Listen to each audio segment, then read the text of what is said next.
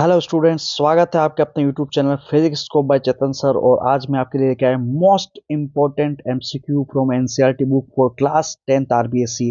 और ये सेशन आपके लिए बहुत अच्छा होने वाला है, तो एक बार इसे जरूर पढ़ें। तो without wasting the time start करते हैं अपना question number first. Question number first है, the velocity of light is a maximum in.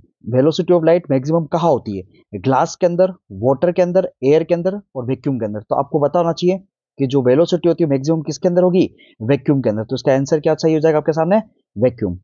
Second question, in the phenomena of refraction of light which physical quantity remains unaltered.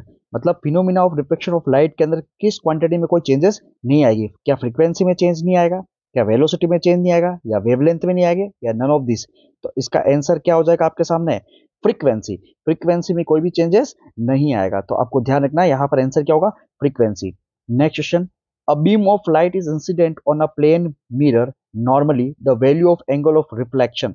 अगर अपन किसी plane mirror पर अगर कोई लाइट इंसिडेंट कराते हैं तो उसके अंदर जो एंगल ऑफ रिफ्लेक्शन होगा तो वो कितना होगा? तो यहाँ पर इसका आंसर कितना हो जाएगा? तो हो जाएगा आपके पास कितना?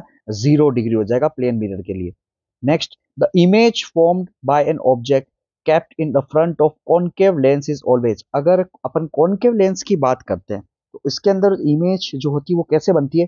तो इसका आंसर आपको पता होना चाहिए। इसका आंसर क्या होता है? वर्चुअल और इरेक्ट। तो कैसी बन जाएगी? वर्चुअल और इरेक्ट इमेज बनेगी किसके अंदर? कॉनकेव लेंस के अंदर। नेक्स्ट क्वेश्चन की बात करते हैं, on seeing a distant source of light through a smoke it seems twinkling due to. अगर आपको सिंपल भी पूछा है कि स्टार ट्विंकलिंग किसकी वजह से होती है, या फिर इसका भी आंसर पूछा तो इसका आंसर क्या हो जाएगा? ऐसा होता है रिफ्रैक्शन की वजह से। किसकी वजह से होता है? रिफ्रैक्शन की वजह से होता है। नेक्स्ट क्वेश्चन की बात करते हैं, value of charge on electron is 1.6 into 10 to power minus 19 coulomb. The number of electron from flowing in a wire of 1 ampere current in 1 second. ये बहुत मोस्ट इंपॉर्टेंट क्वेश्चन है, काफी बार आता है। ठीक है, तो इसके लिए जो हम फॉर्मूला यूज करेंगे तो फॉर्मूला आपको निकालना क्या है? इसके अंदर आपको वैल्यू ऑफ चार्ज निकालनी है। तो आपको अच्छी तरह से पता है कि आई बराबर क्या होता है, आपको अच्छी तरह से पता है। एक तो आपने फॉर्मूला पढ़ा है क्यू बाई टी, लेकिन जो फॉर्मूला इसके अंदर यूज हो रहा है वो आपके पास में क्या हो रहा है? तो आपको निकालना है क्यू चार्ज, और क्यू बराबर क्या होता है? एनी। तो ये आपको ध्यान रखना, क्यू बराबर क्या होता है? एनी। तो यहाँ तो एन बराबर आपके पास में क्या हो जाएगा? Q by E. क्यू आपके पास कितना है? 1 कूलम। ठीक है, और इलेक्ट्रॉन की वैल्यू फिक्स होती है, कितनी होती है? 1.6 इंटू 10 to power minus 19। जब हम इसे सोल्व करते हैं तो आपके पास में आंसर कितना आ जाएगा? 0.625 इंटू 10 to power minus 19। ये आंसर आ जाएगा। ठीक है, या तो ऐसा आएगा या फिर हम इसे कैसे लिख सकते हैं? 6.25 इंटू 10 to power 18। ये नंबर ऑफ इलेक्ट्रॉन होंगे। या फिर आप नॉर्मल याद करना कि 1 कूलम चार्ज के अंदर कितने नंबर ऑफ इलेक्ट्रॉन होते हैं? तो 6.25 इंटू 10 to power 18 इलेक्ट्रॉन होते हैं। नेक्स्ट क्वेश्चन की बात करते हैं अपन, how much work is done to carry a 1 coulomb charge between a 2 points of 6 volt potential difference.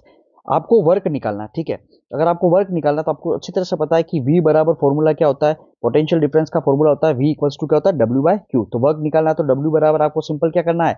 V into क्या करना है? Q। अब देखो ये क्या दे रखा है? तो 6 वोल्ट तो आपको दे रखा V की वैल्यू, और 1 कूलम आपको देगा चार्ज की वैल्यू। तो सिंपली आपको क्या करना है?